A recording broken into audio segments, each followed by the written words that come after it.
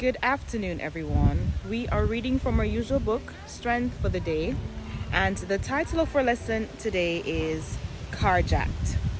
Our key text is taken from Psalm 23, verse 4. Though I walk through the valley of the shadow of death, I will fear no evil, for you are with me.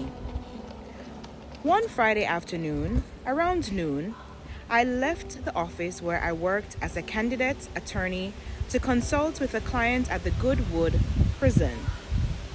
I tend to be directionally challenged and always use Google Maps to help me find the court. I climbed into my car, grateful it was a Friday. I drove, following the directions, oblivious to the fact that Google had chosen the shortest route to the court, a route that would take me through the notorious and extremely dangerous Nyanga Township. Suddenly, I found myself in a very peculiar situation. I was stuck between a taxi stand and a row of shacks. The cars in front of me were not moving, and there were taxis everywhere. While trying to figure out the predicament I was in, I heard banging around my right ear. A brick broke the driver's side window. It happened very quickly, and I became dizzy. Dazed and still trying to figure out what was happening, I saw a hand reach through the broken window, then another hand holding a gun. Two young men pulled me out of the car without a word and took my keys and my cell phone. I did not resist. I raised my hands and told them to take everything.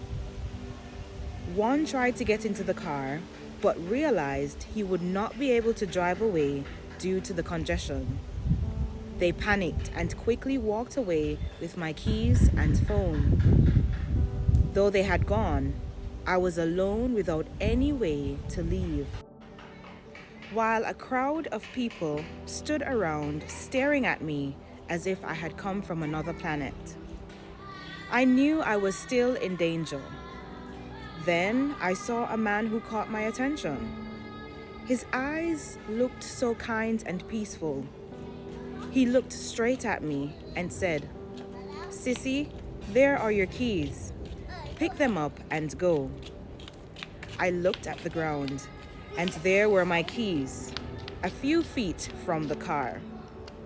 I quickly started the car and noticed those kind eyes still looking at me. "Thank you," I said. He nodded and said, "Go." Suddenly, the road cleared, and I headed to the police station for help.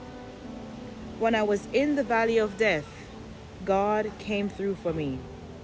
Through this stranger, this angel, I felt God's presence and knew I was not alone. I do not know what valleys you are going through, but be comforted, my brother, my sister, for God is never far from those who trust him. Deborah Matshaya.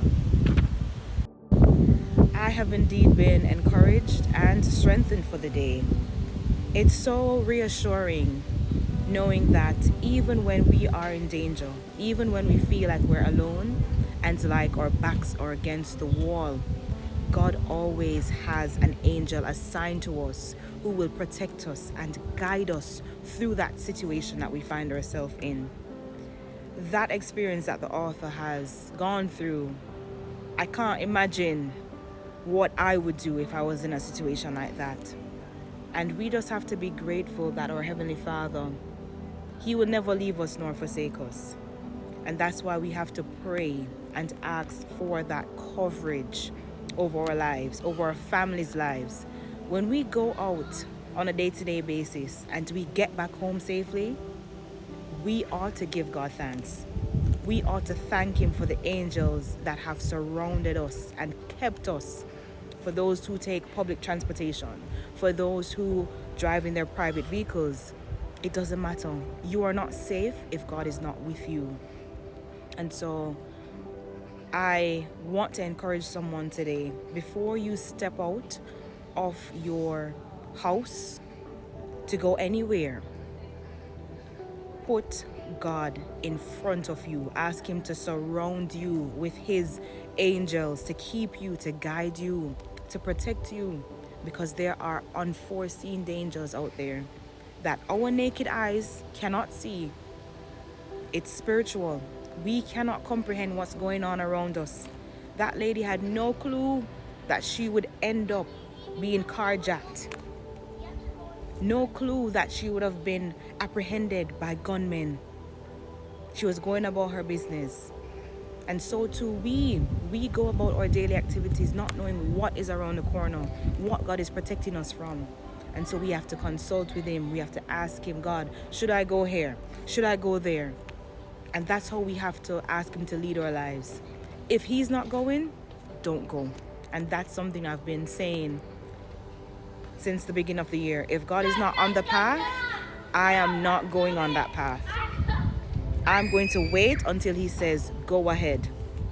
Or I'm going to wait until he shines a light on the pathway that I should go on. And that's how we have to live our lives. I hope that you've been encouraged and strengthened for today.